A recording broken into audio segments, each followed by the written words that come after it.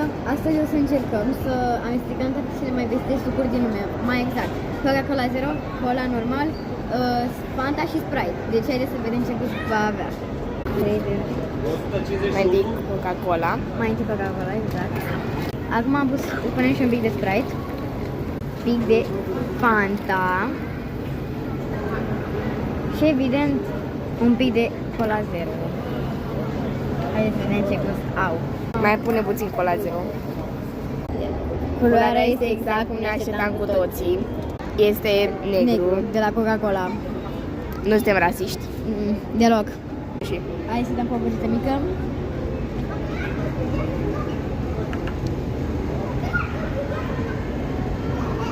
Da, chiar.